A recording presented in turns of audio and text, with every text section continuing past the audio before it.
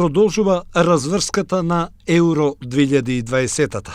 Лека полека се дознаваат учесниците во осми на финалните дуели од овој континентален собир. Да подсетиме, во групата А веќе се познати сите три учесника. Тоа се Италија, која заврши како првопласирана, Велс, кој заврши како второпласиран, и екипата на Швајцарија, која заврши како третопласирана со 4 бодови, но благодарение на резултатите од групите Б и Ц, швајцарците веќе сега знаат дека ќе бидат дел од осмина финалните дуели. Еве и зошто. Вчера се одиграа надпреварите од групите Б и Ц и таму сега се дознаа веќе и учесниците. Вчера Белгија слобода Финска со 2:0, а Данска беше поубедлива од Русија со 4:1. Белгијанците се први. Данците со оваа победа направија круг од 3 екипи кои што имаат по 3 бода. Данска, Финска и Русија, сите имаат по една победа. Данска ја победи Русија, Русија победи Финска, меѓутоа Финска ја победи Данска. Па така меѓусебните дуели не можеа да одлучуваат, а одлучуваше гол разликата. Тука данците се најдобри и групата ја завршија како второпласирани.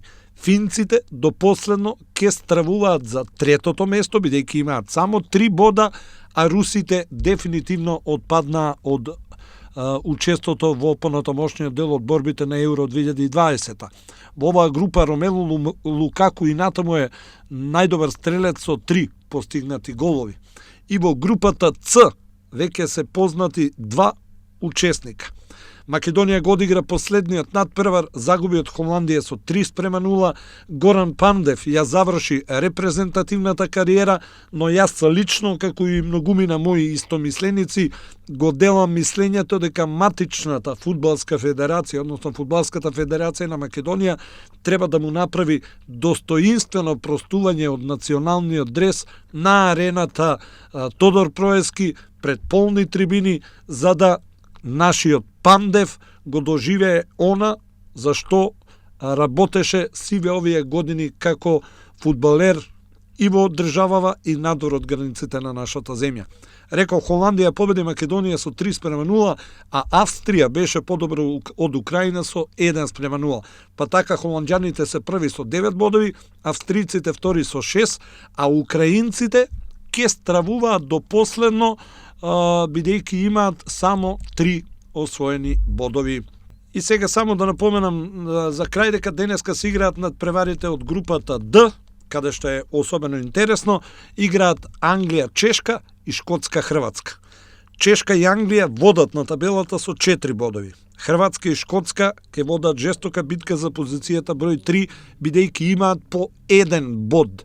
Да напоменам дека без разлика кој победи, Шкотска или Хрватска, сигурно ќе бидат во осмина финалето доколку освојат 4 бода. Рековме, Финска и Украина имаат по 3, а знаете, од 6 третопласирани, само 4 обезбедуваат место во осмина финалето.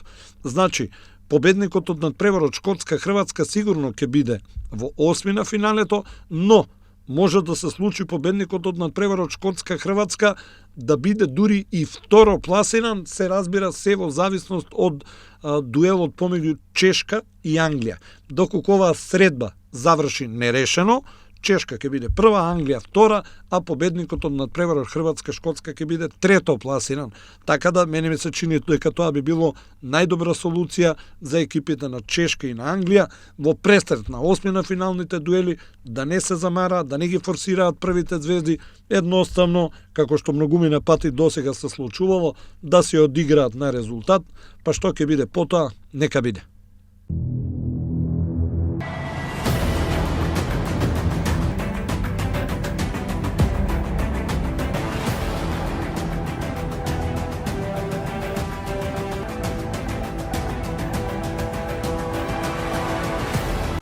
Инел го носи најбрзиот оптички интернет до вашиот дом. Брзини до 1000 мегабити во секунда. Цени веќе од 650 денари. Оптички интернет до вашиот дом.